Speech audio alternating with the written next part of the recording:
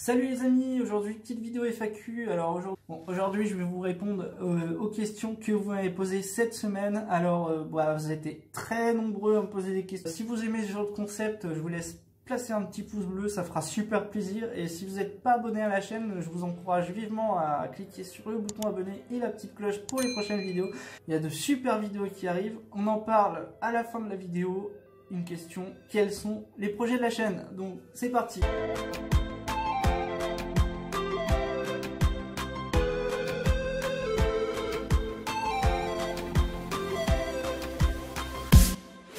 Alors, première question, français ou belge? Du coup, je suis français. Je peux pas dire plus que ça. Du coup, je vais passer à la deuxième question qui est quel est ton poisson favori? Pendant très longtemps, c'était la tanche, un poisson magnifique avec des combats vraiment speed qui font croire à une carpe sur les premières secondes.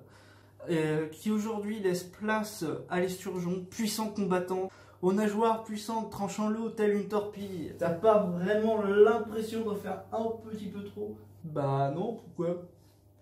Bon, du coup, on va passer à la troisième question. Quelle est ta marque préférée? Alors, à vrai dire, j'ai eu du Garbo, Garbolino, Daiwa et Colmic. Sur les cannes, ce que je peux te dire, c'est d'oublier Daiwa en emmanchement, c'est bien pour le carpodrome jusqu'à 3 kg. Et après, voilà, j'ai cassé un kit sur un poisson de 1 kg. Franchement, c'est n'importe quoi.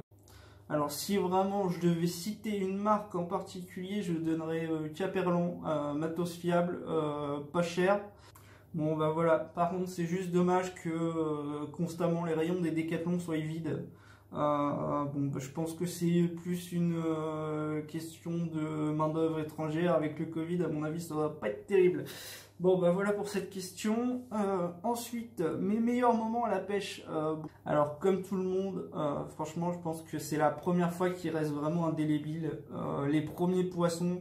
Mais ce qui m'a vraiment marqué, c'est la fois où il y a un gamin qui est arrivé en vélo, il s'arrête au bord de l'étang, il commence à se pencher vers l'eau, il attrape l'eau avec ses mains et il boit l'eau de l'étang. Mais j'étais pas bien, je fais, mais est-ce que je vais le voir pour lui dire que faut pas faire ça, ou il est au courant, ou j'étais pas bien. Je pense qu'il a dû avoir une sacrée gastro en entrant.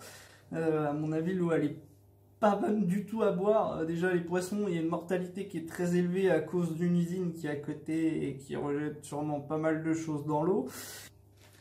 Bon, alors on va passer à la cinquième question. Qu'est-ce qui t'a donné envie de pêcher? Alors, eh bien c'est la méditation, de se retrouver au bord de l'eau avec le doux bruit des oiseaux, qui d'un coup tout ça se retrouve brisé par un combat de titans, qui se termine sur un câlin le temps d'une photo.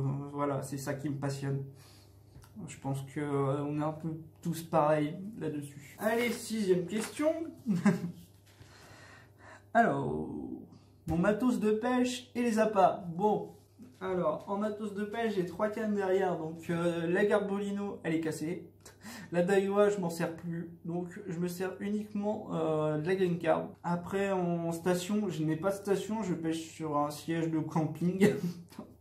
Voilà, je suis assez minimaliste et dans ma voiture, ça rentre tellement pas une station, donc voilà, ça va être compliqué de pêcher avec une station. Pour les appâts et l'amorce, je pêche quasiment que Caperlan. Là j'ai commandé chez Advisor Bait mercredi, il y aura une vidéo unboxing parce que je veux pas vous foutre ça un dimanche, surtout si vous attendez la prochaine vidéo. On va en parler tout à l'heure. Alors mon meilleur appât ou amorce, donc je vais faire les deux.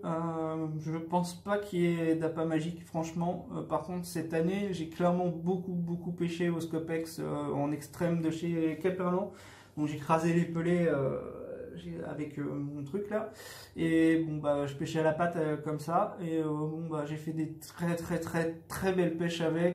Donc pour l'amorce, j'utilise de la 4x4 Caperlan pour la carpe.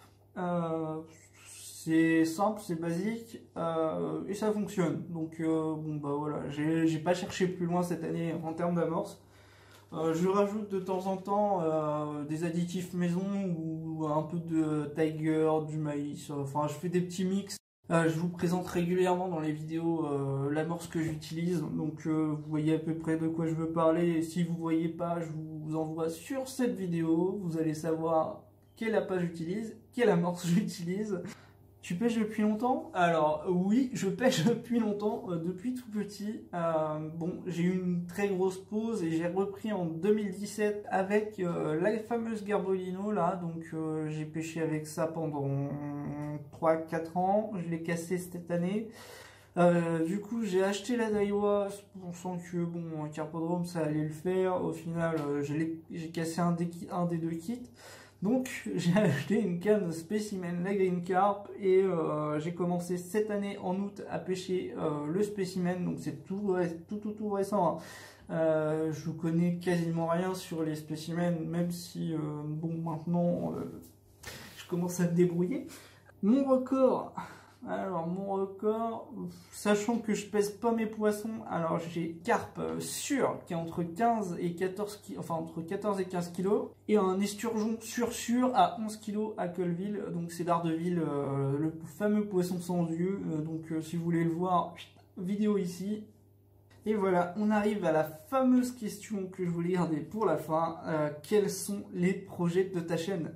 Alors, je suis sur l'écriture d'une vulgarisation sur les origines de la carpe koi, et je ferai une deuxième vidéo sur la carpe koi juste après, donc la carpe koi dans l'état actuel où elle est aujourd'hui. Donc la dernière fois je disais que j'allais faire une vidéo toutes les 2 semaines, je vais essayer de garder le cap pour vous sortir une vidéo toutes les semaines. Je trouve pas ça cool d'avoir commencé sur une vidéo par semaine et finir sur une vidéo toutes les 2 semaines.